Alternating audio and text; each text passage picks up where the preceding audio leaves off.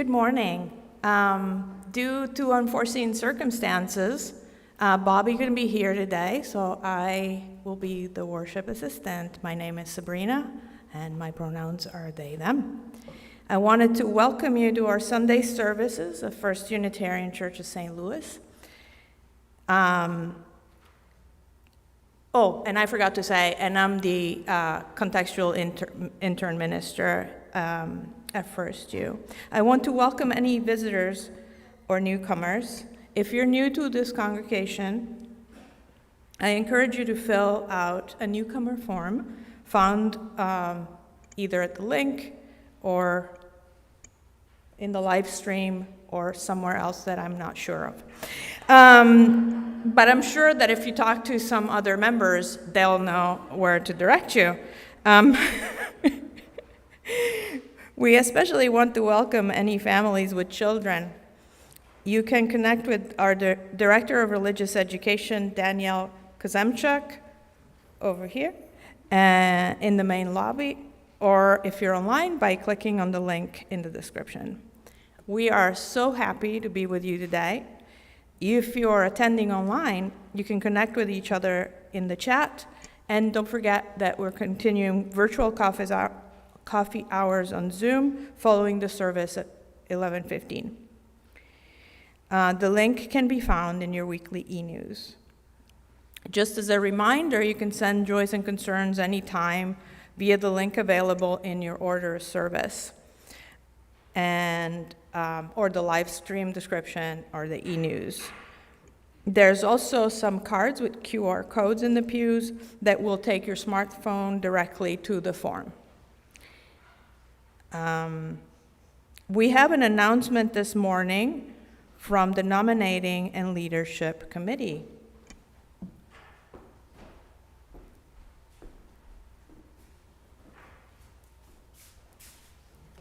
Good morning, I'm Andrea Barron, she, her.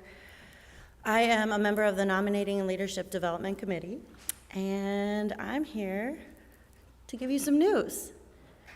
I know, we're excited, let's get excited about this.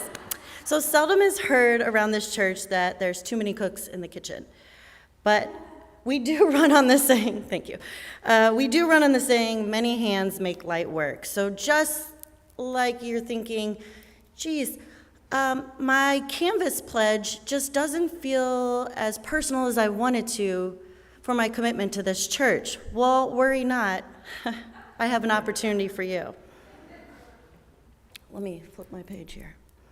All right, so the Nominating and Leadership Development Committee has many board positions to be filled. Perhaps you've scrolled through the e-news and you've seen all the board positions available to you. These opportunities are there to help this church run smoothly. One position is the treasurer, and perhaps you've thought, I could never be treasurer because that seems overwhelming and involves the maths. Well, worry not. There's computer programs and several supports that have made this job as easy as a few clicks of a button. A few clicks of a few buttons, just a few buttons. So as the treasurer, you will need to input a small amount of information, speak with the finance committee and accountant, and attend monthly board meetings via Zoom. I know, you thought I'd have to commute. I don't want to do it. It's on Zoom. You can do it from your bed. It's going to be as easy as that. Now you're probably thinking, wow, that sounds really manageable. Where can I sign up to be the nominee or find more information about this position? Well, you can respond to our email address, which is listed in the e-news for the Nominating Leadership Development Committee, or you can reach out to myself, Larry Dusenberry, Sydney Watson, Jama Dotson, Kathy Wilkie, and Margaret Weck. We're all available to talk to you about this wonderful opportunity to help out the church with just a few clicks of a button and about an hour or so of your time, maybe a couple hours throughout the month. Come see us. We would love your help. Thank you.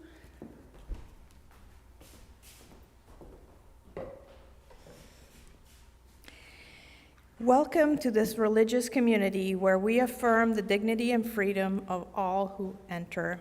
Here we seek to live together in relationship and respect so that we may embrace and celebrate our differences. Our religious values invite us to a shared journey of truth and meaning. Sincerity and connection guide our religious community and call us into deeper association with ourselves and our world. Welcome. We are glad you're part of our community this morning. Now, please enjoy O Mensch bewein dein Sünde groß by Johann Sebastian Bach, performed by our music director, Earl Naylor.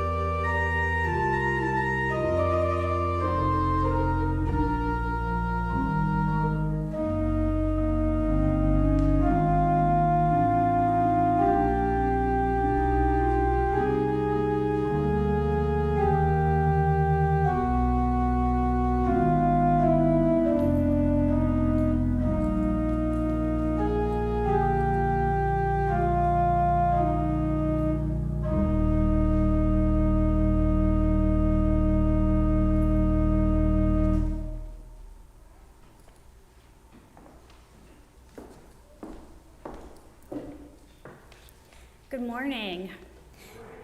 I am the Reverend Kim Mason, she, her, and I serve this congregation as minister. I was just sitting here looking into the congregation and I teared up a little bit. It's the first time in 2 years that we have had children in the sanctuary. So I am very excited to see all of you here today. And I'm so grateful for those of you who are attending online. We are moving into a brave new world. Our theme of the month is renewing faith. Today we renew our connections to the roots of Unitarian Universalism. We begin with these words from David C. Pohl. We come to this time and this place to rediscover the wondrous gift of free religious community, to renew our faith in the holiness, goodness, and beauty of life,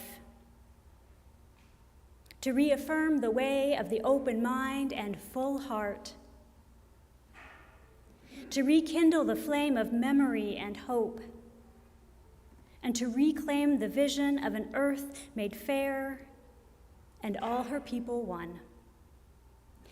Please rise in body or spirit as we hum along with our hymn of the month, number 287, Faith of the Larger Liberty.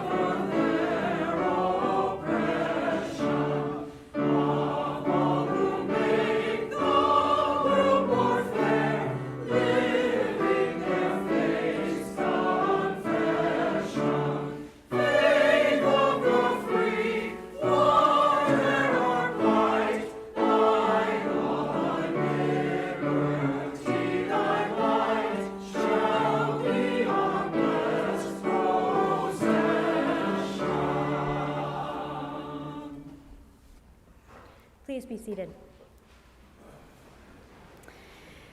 Today kicks off our annual pledge canvass. It is our tradition to invite members of the church to share their testimonies. I invite Tom Finan to share his affirmation, and he's going to come out from behind the screen.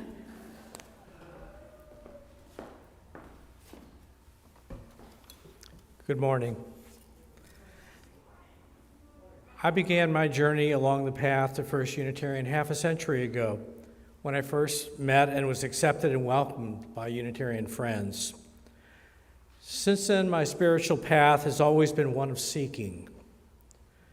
A year ago, I found myself in yet another of the many periods of reinvention I've experienced throughout my lifetime. I reconnected with a friend of over 4 decades. She'd been a lifelong Catholic and had struggled as well. She told me that she had found her missing piece at First Unitarian. I've been welcomed at First Unitarian from the first. I love the all-embracing people and the culture. I love connecting with the choir, helping in the ministries, the drill-down discussion of the arrest program, the diverse viewpoints I encounter at every turn. I love participating in spiritual and personal growth as a continuing journey rather than a settled matter. That is why I support the First UU Canvas. Here, I feel like I can let myself in, kick off my shoes, and feel welcomed and loved. I am home. I light this chalice this morning in recognition of the accepting and welcoming culture of First Unitarian Church.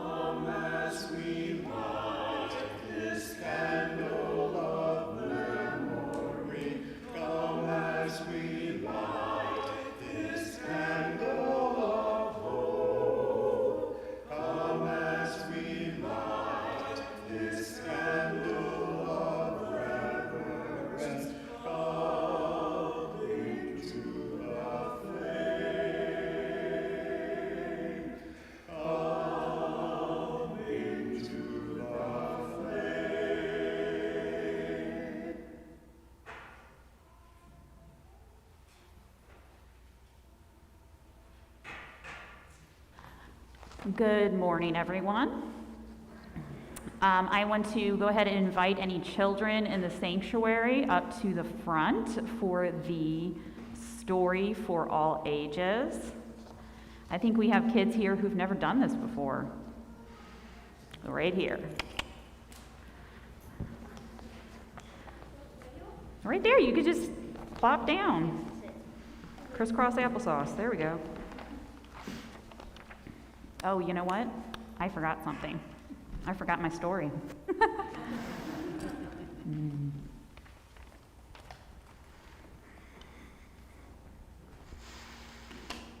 All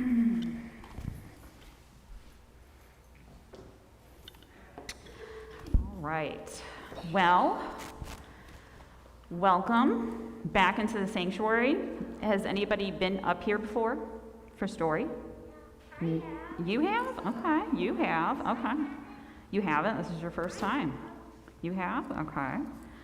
Well, welcome to the sanctuary.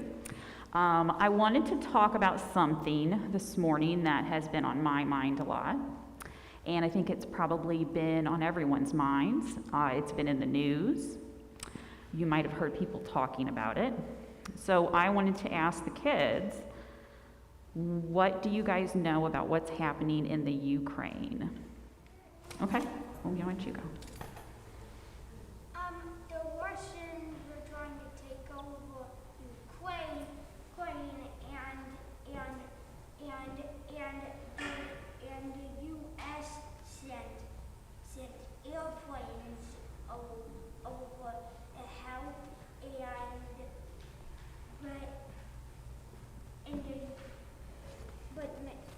and lots of people escaped, but some people are still like, there's a hole, we're not leaving. Yeah, so, And I know who I'm just going to let the kids see them. what'd you say? I'm just going to let the kids see the rest because I don't want to give all the spoilers. Oh, you don't want to give the spoilers. That's nice of you. Okay, so the Russians are trying to take over Ukraine, and some people have gotten out, right, to safety, and some people haven't, right? Okay, what do you know? So Ukraine used to be part of the Soviet Union, I think, and then joined the NATO to go against Russia and some of the Soviet Union in, I think, the Cold War. And then now Russia is trying to invade Ukraine, and since USA is part of the NATO, they're stopping all shipments from Russia, like gas. Okay. And now the gas is going higher. Yes, that's true, yeah. So Russia has the gas. And we have stopped, well, we're doing sanctions, so it's kind of more complicated. I think you might know more about this than me, actually. Okay, how about you?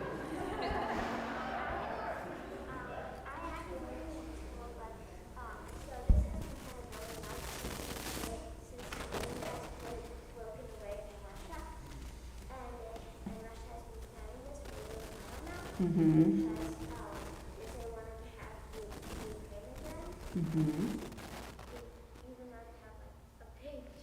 I know, they've got so much land. Why they gotta bother Ukraine? I don't know. Well, how does it make you guys feel when you heard about this? Go ahead. I know about it. It makes me feel a little nervous that the Ukraine is going to be taken over by the Russians by most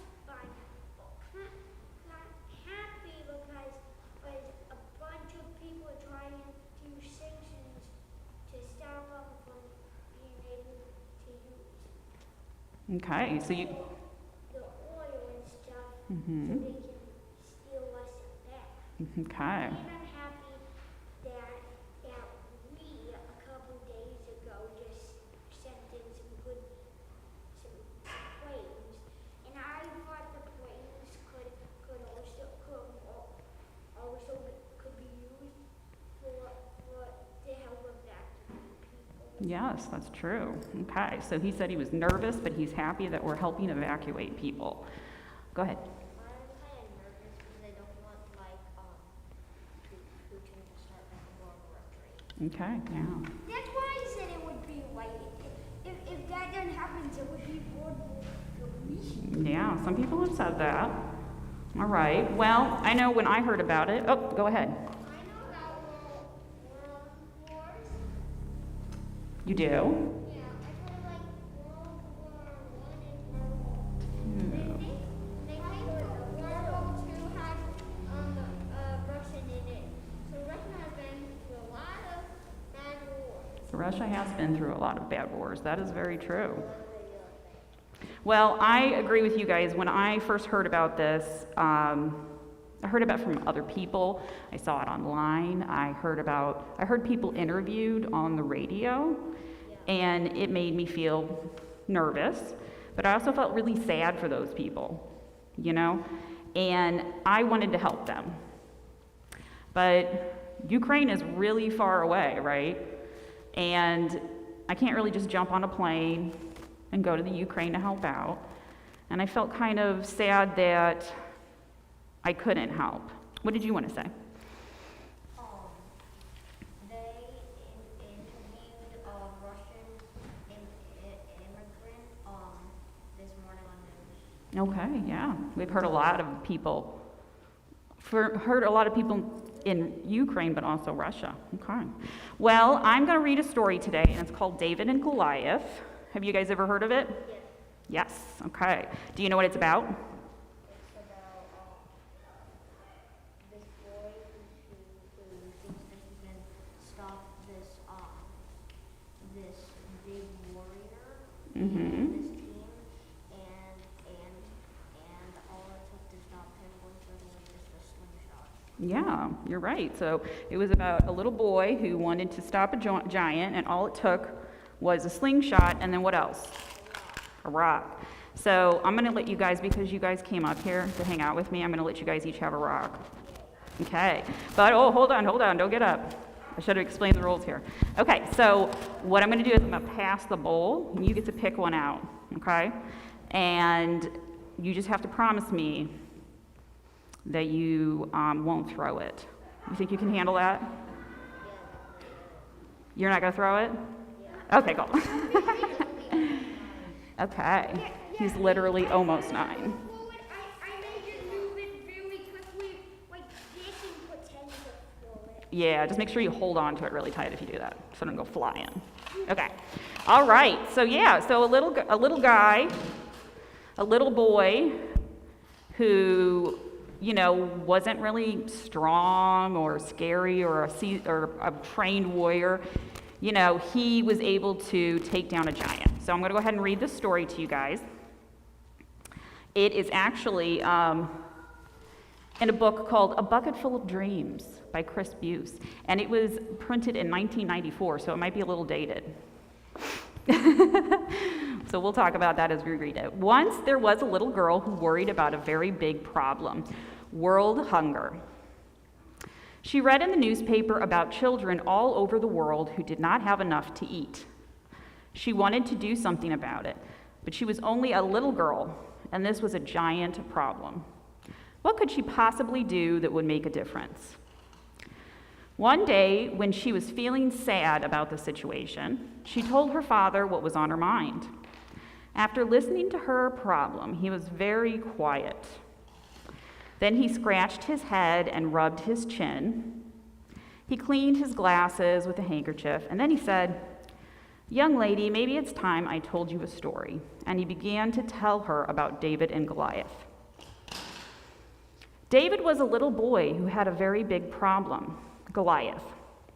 David lived in a land called Israel, and the Philistine soldiers were threatening to invade his country. The very biggest Philistine soldier was named Goliath, who told the people of Israel, "If you can find one person who can beat me in a fight, then I will not invade your country." But there was no one in all of Israel who thought they could beat Goliath. "He is much too tall and strong," the people said. "This problem is just too big for us. There is nothing we can do about it." And even the king didn't want to fight him. David was surprised that no one would fight Goliath, so he went to the king of Israel and told him, "I will fight Goliath." The king looked down at the boy. He did not want to send such a small fellow to fight such a big man. Because no one else had volunteered, he said to David, "I admire your courage, young man, and I will give you the best armor in my kingdom." But when David put on the armor, he fell straight down to the ground. After all, David was just a little guy, and the armor was very heavy. See, this is Goliath, and there's tiny little David.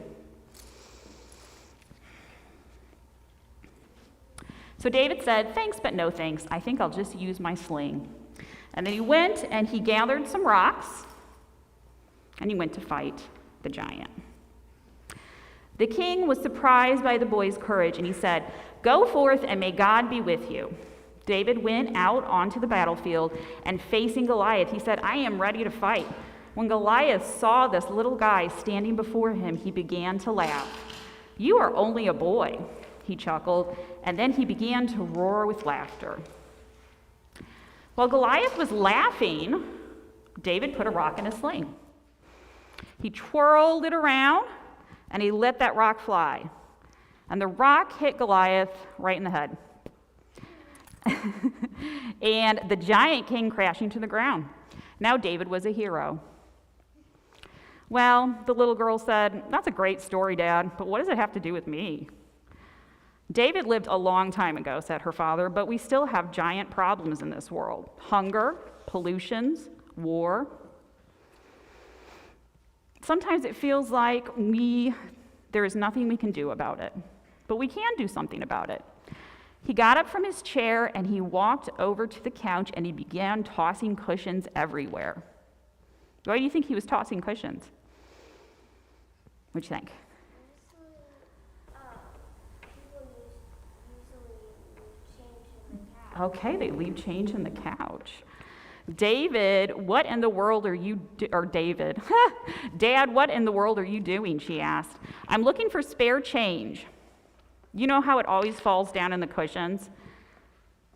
But why do you want spare change? I'm putting all my spare change in a box, and I'm going to give that money to charity to help feed the hungry."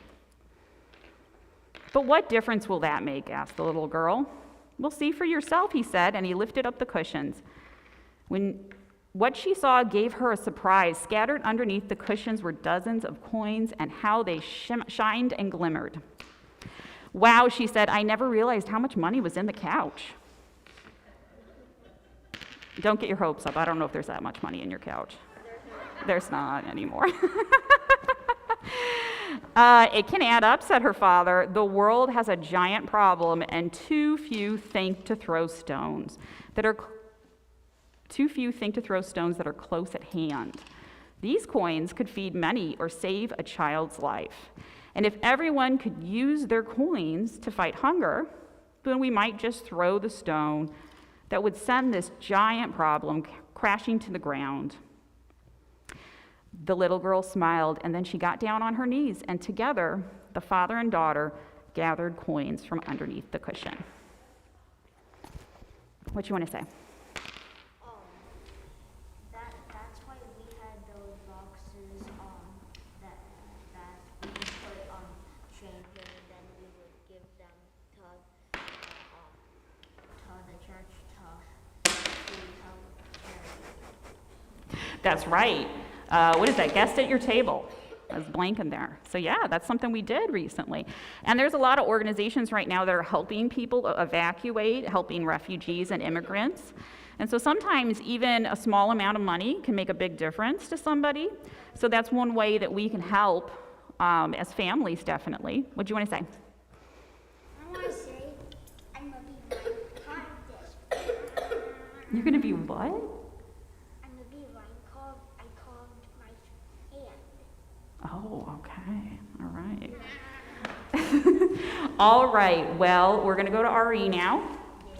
So if you guys all want to join me, we're going to hum these children out of the sanctuary. We keep. You get to keep that rock as long as you don't throw it. Yeah. Yeah, you get to keep that one. All right.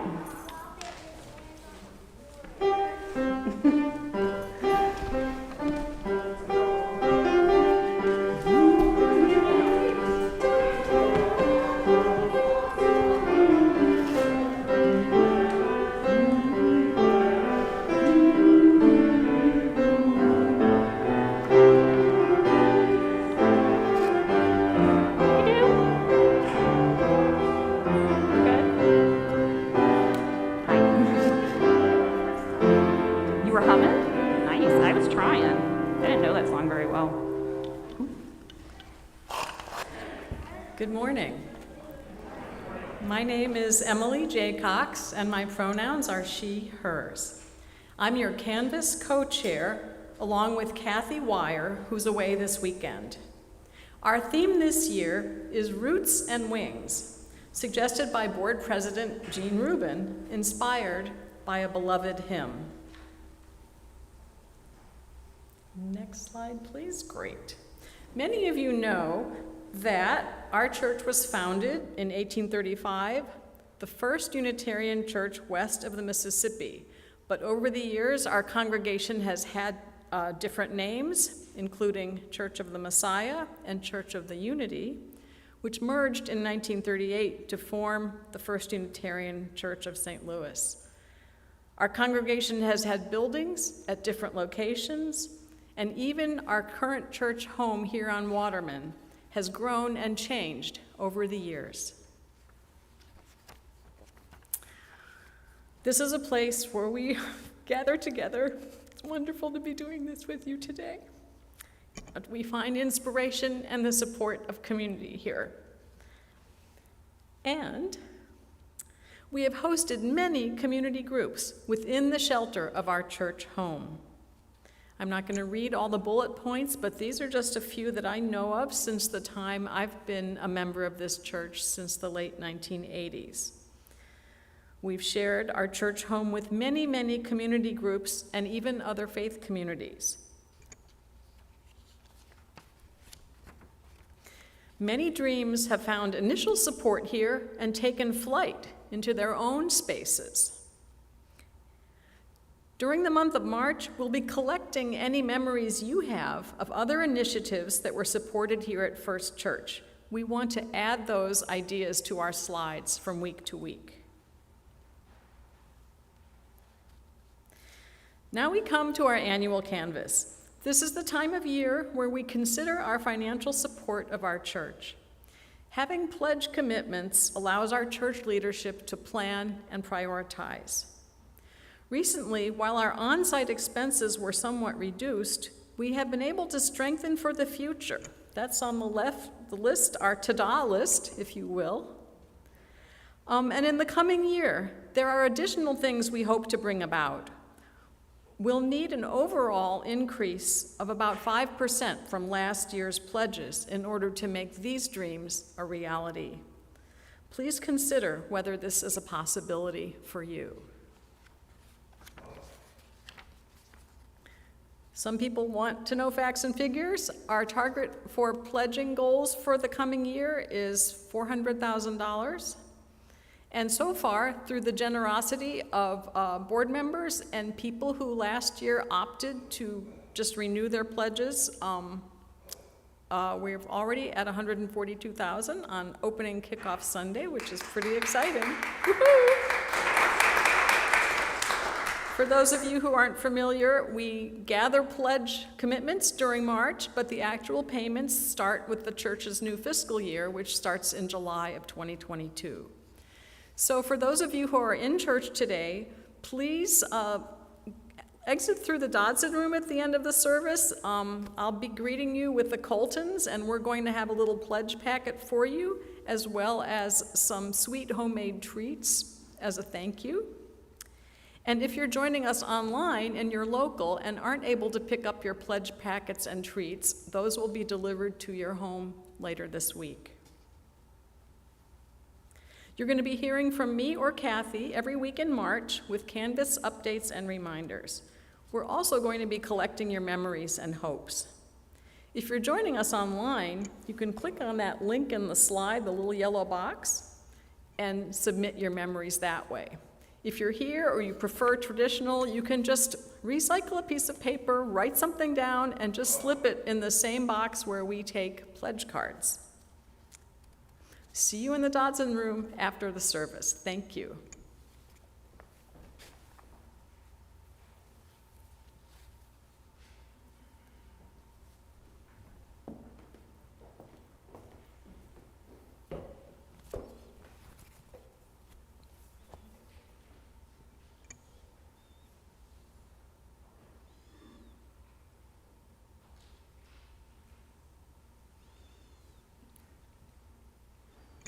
Sorry. Scrolling.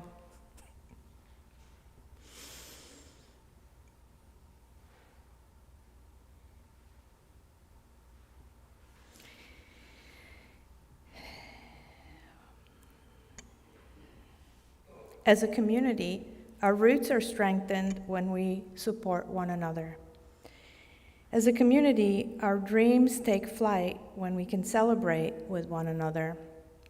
We do that each week when we share our joys and concerns. This week, we send well wishes to Caitlin Hill, who is recovering at home from a recent knee surgery. We send hope for a speedy recovery for Tom Craddock's wife, who is recovering from recent surgery at home with family care. And we continue to pray for peace in Ukraine, holding in our hearts the people of Ukraine and Russia who did not want war. I invite you to share any sorrows or concerns you're holding at the link found in your order of service or in the live stream chat. And I've never done this, so please be patient.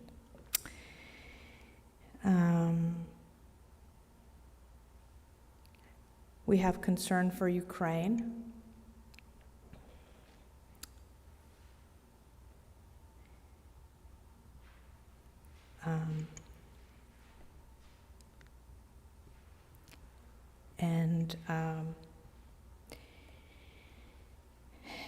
We hold all sorrows, named and unnamed, with tenderness and compassion.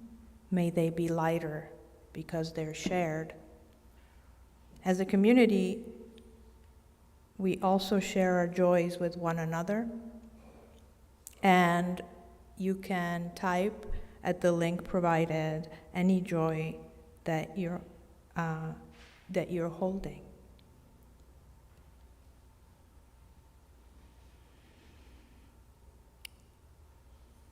There's gratitude for our many ways of worship. That's true. That's good.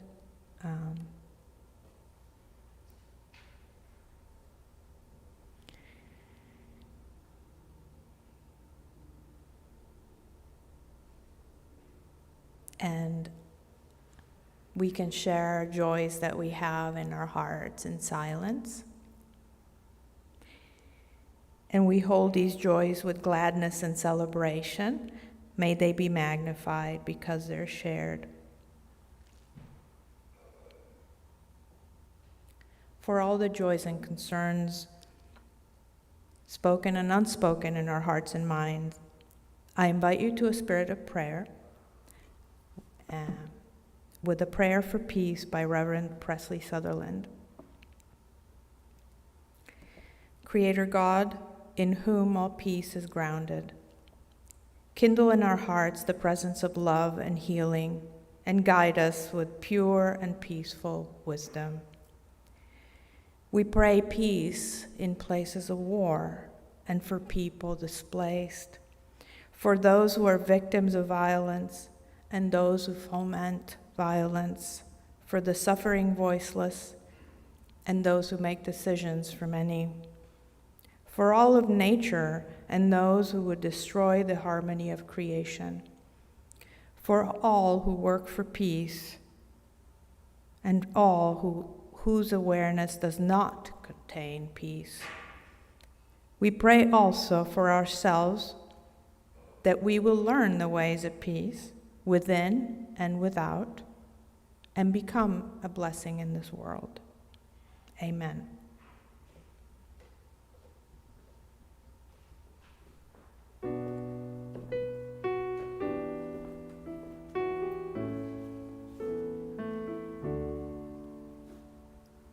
Fuente de amor, ven hacia mí y al corazón cántale tu compasión. Sobre el dolor,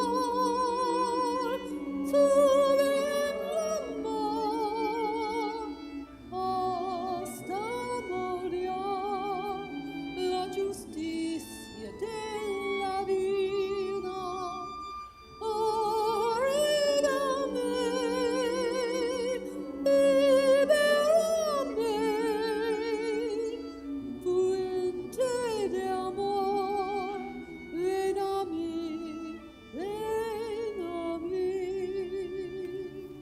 Spirit of life, come unto me.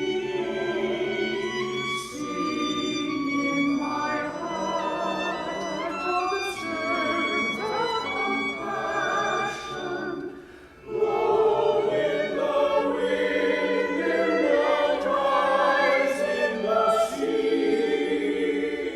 Move in the hand, giving light, shape of justice. Roots hold me whole, these wings set me free. Spirit of life, come to me, come to me.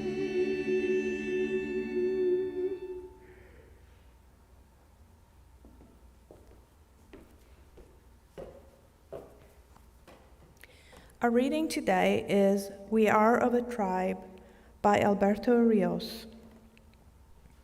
We plant seeds in the ground and dreams in the sky, hoping that some days the roots of one will meet the upstretched limbs of another. It has not happened yet. We share the sky, all of us, the whole world. Together, we are a tribe of eyes that look upward. Even as we stand on uncertain ground, the earth beneath us moves quiet and wild, its boundaries shifting, its muscles wavering.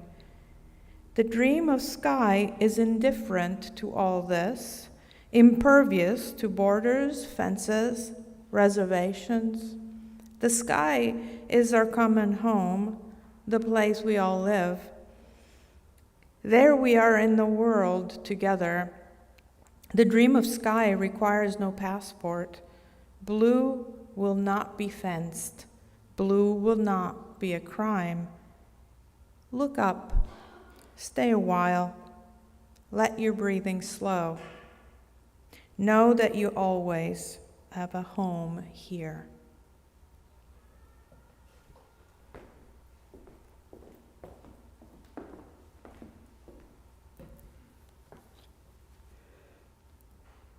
I'm very excited that we have reached the spring slides, and I'm looking forward to seeing daffodils soon.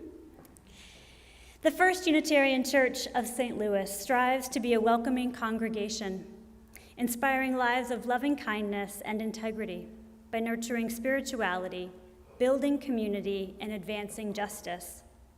Your financial contributions make our mission possible. We are not passing a physical plate. However, you may donate through our Text to Give program, by mail, or online. Now, please enjoy our First Unitarian Choir singing our Canvas theme song, Our Roots Go Down.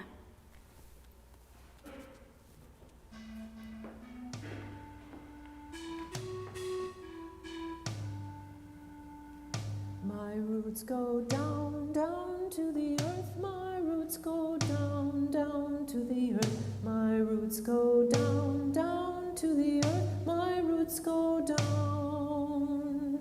My roots go down, down to the earth. My roots go down, down to the earth. My roots go down, down to the earth. My roots go down.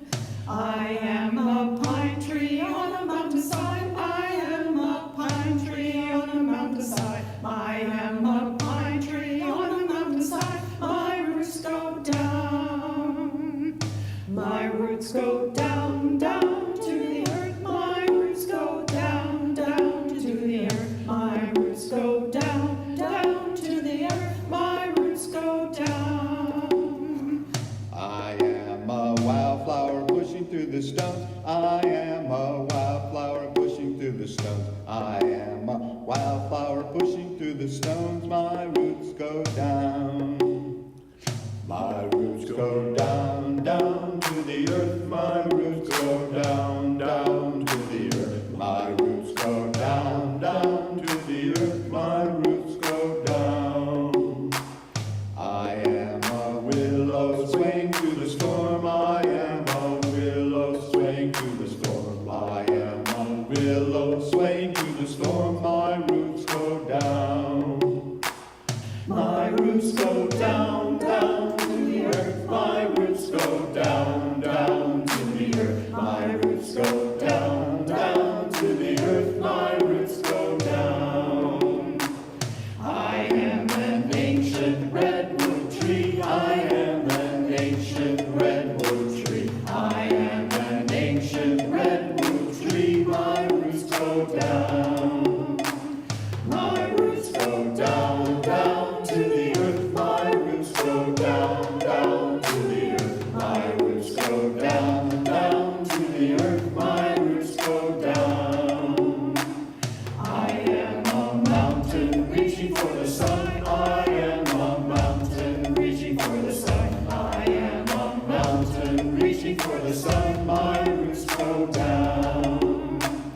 My roots go down, down to the earth. My roots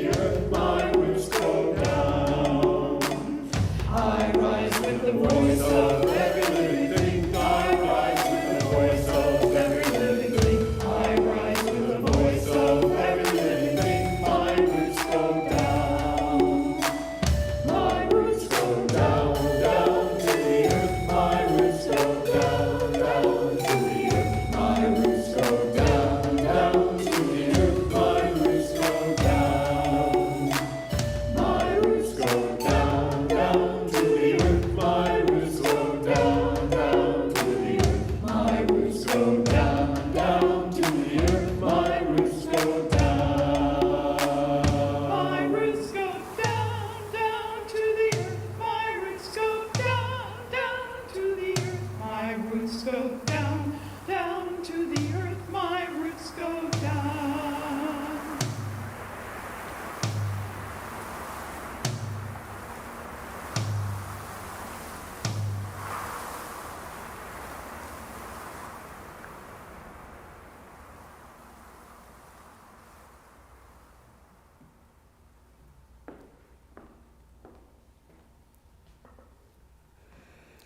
As planning for Canvas got underway, I told Kathy and Emily that my goal was to engage as many people as possible in making Canvas happen this year. So far, we have 1 logo designer, 2 Canvas co-chairs, 2 Sunday cookie assistants, 4 cookie bag assemblers, 5 cookie bag drivers, 5 Canvas affirmation leaders, 5 staff members, an unknown number of early pledgers, 13 cookie bakers, and 20-some choir members who participated in today's Canvas kickoff already. Canvas is the work of the whole congregation. For the gifts we have received today, for the collaborative efforts of our yearly Canvas, thank you.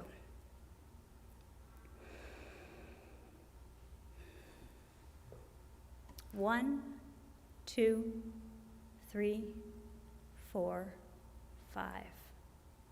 5 smooth stones, picked up from the riverbank, tucked into a pouch, and used to defeat a giant. It was in 1976, while contemplating the story of David and Goliath from the Hebrew Bible, that theologian James Luther Adams began to name his own 5 smooth stones. Adams, often referred to as JLA, kind of like AOC or MLK or JFK, JLA wondered about the giant problems we encounter in our own lives, whether personal or communal. He believed we need something to keep with us that we call upon in times of need. He asked, what do religious liberals have at hand to guide us in responding to big challenges? In answering this question, he articulated what has come to be known as the 5 smooth stones of liberal religion. According to Adams, those 5 smooth stones are: 1, religious liberalism depends on the principle that revelation is continuous. We are constantly learning and growing. New truths are revealed in the world all around us as it grows and changes, as we grow and change. Thus, our religious tradition is a living one, rather than static and unchanging. The second stone: all relations between persons ought ideally to rest on mutual free consent and not on coercion. Adams knew that community and connection was at the heart of what it means to be human. And it is important that we get to choose those connections. Thus, our religious tradition is a relational one, bound by covenant, by our promises, rather than creed. The third stone: religious liberalism affirms the moral obligation to direct one's effort toward the establishment of a just and loving community. Adams believed that faith communities have the responsibility to create what MLK later called the beloved community. Thus, our religious tradition is called to make love real in the world. The fourth stone: we deny the Immaculate Conception of virtue and affirm the necessity of social incarnation. Adams's personal spiritual journey went from fundamentalism to secular humanism to liberal Christianity. Rooted in what might be called Christian humanism, Adams understood, quote, "Good things don't just happen. People make them happen." Thus, our religious tradition is one of deeds, not creeds. The fifth stone. Religious liberalism holds that the resources, divine and human, that are available for the achievement of meaningful change justify an attitude of ultimate optimism. Here, Adams is saying that even in moments of struggle, all these aspects of liberal religion means that we have a reason for hope. Thus, our religious tradition is one of hope in times of challenge. These 5 stones are the foundation, the roots, if you will, of modern Unitarian Universalism. Adams believed that these smooth stones could be carried with us, a foundation that isn't stuck in place, but rather one that gives us stability on whatever ground it is placed, in whatever situation it is laid. This foundation is like the roots of our song. Roots in a mountain, roots in stone, roots in a storm. Our theme for this year's Canvas Pledge, Pledge Canvas, other way around, is Roots and Wings, like the words in our weekly hymn, Spirit of Life. Roots hold me close, wings set me free. Our free faith is rooted in the living tradition of Unitarian Universalism. As part of a Unitarian Universalist congregation, we freely choose to belong to this institution, or in the words of James Luther Adams, this voluntary association. Having studied in Germany in the 1930s, Adams witnessed the rise of the Nazi Party. Arrested by the Gestapo for participating in the underground church movement, Adams believed that voluntary associations were critical to a healthy democratic society. A church, he said, is a voluntary association that attends to the psychological well-being of members, as well as to the organization and direction of their collective behavior for promoting social, political, and economic change in the wider world. In other words, the church gives us the resources to instigate change in our own lives and in the world around us. Theologian Tendeka describes it this way, quote, "Religious voluntary associations work in both the private and psychological sphere of the individual, and also work with the individual as an utterly associational being, someone who is known by their group affiliations."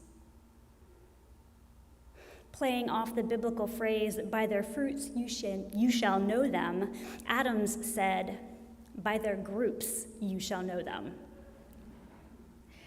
The church as a voluntary organization is where we as individuals wrestle with the tension between what we believe and how we act. The church as an institution plays a similar role in society, offering opportunities for dialogue, prophetic witness, and social change. "By their groups ye shall know them." Early in my participation in Unitarian Universalism, I heard a minister ask, "If you were put on trial for being you, would you be convicted?" Being a rather literal thinker, I immediately began to wonder, If law enforcement searched my house, what would they use as evidence? The books on my shelf about feminism and world religions? The Black Lives Matter banner hanging in my home office? The chalice in the dining room? The UU magnet on the fridge? What about my pledge?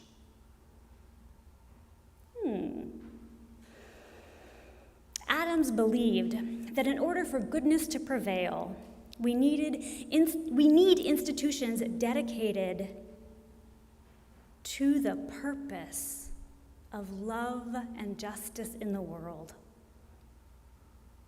Preaching in 2005, the Reverend Cecilia Kingman summarized Adams saying, "If we are to make change in the world, to create a just society, we must organize ourselves. We must lend our voices to the cause of mercy and peace. We must use all our resources, our energy, our time, and our money to create that society." Adams believed churches as voluntary institutions, grounded in the principles of religious liberalism, could create the beloved community. It's been 22 years and 7 churches since I first became a UU. Each year when Canvas comes, I make a pledge because my roots are grounded in our living tradition. I make a pledge because I choose Unitarian Universalism. And in that act of voluntary association, I commit my resources to a shared future together, with the goal that one day our dreams may take flight. The theme song of our pledge is "My Roots Go Down." In addition to our roots going down, the light of our common chalice shines brightly among us. Like the song, our living tradition is a mountain reaching for the sun. Like the song, we rise with the voice of every living thing. In making a pledge, you commit to this living tradition of which we are a part. In making a pledge, you build upon these smooth stones. In making a pledge, you give wings to our shared hope. May our hopes take root and our dreams take flight.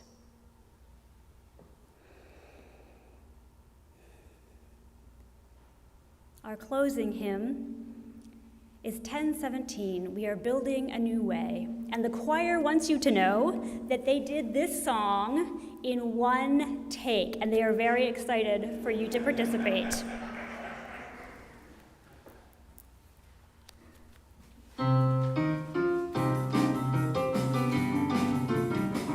Please rise and body your spirit. We are building a new way. We are building a new way. We are building a new way. Feeling stronger every day.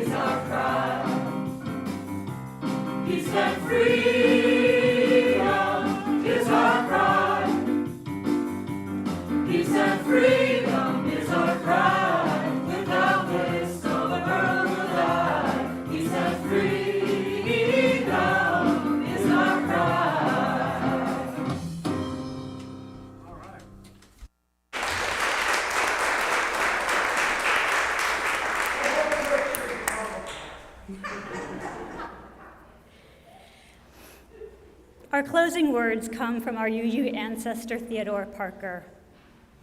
Be ours a religion which, like sunshine, goes everywhere. Its temple, all space, its shrine, the good heart, its creed, all truth, its ritual, works of love, its profession of faith, divine living. Amen, and blessed be. As your final act of worship, please turn and greet your neighbor. If you are online, please join others at our virtual coffee hour at 11:15 on Zoom, and don't forget your cookies.